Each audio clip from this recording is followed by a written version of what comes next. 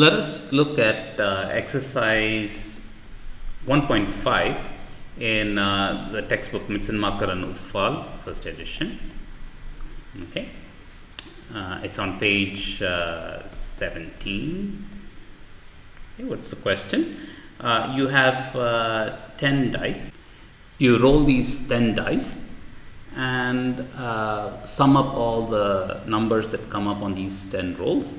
Now the question is, what is the probability that the sum is divisible by 6? Okay.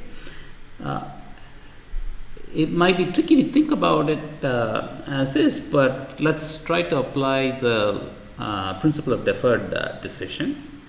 So now what we're going to do is we're going to focus our efforts on the 10th die. Okay, so we're going to focus our efforts on the 10th die and assume that these 9 dice have already been rolled. Okay, and let's say that these 9 dice, their sum happens to be S, and the 10th die, which is what we're focusing on, comes up with a value X.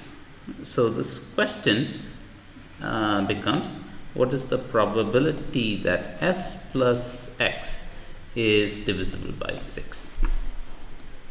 Okay.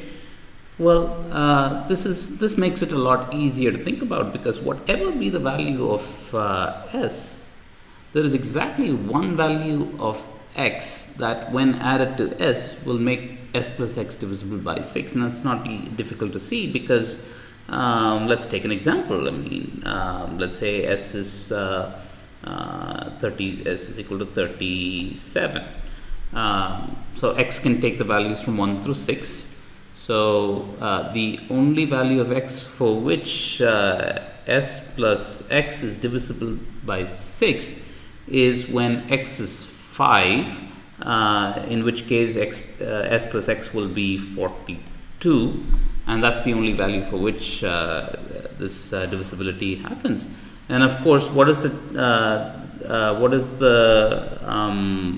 probability that X will take the value 5? That's 1 over 6. So this probability is simply 1 over 6.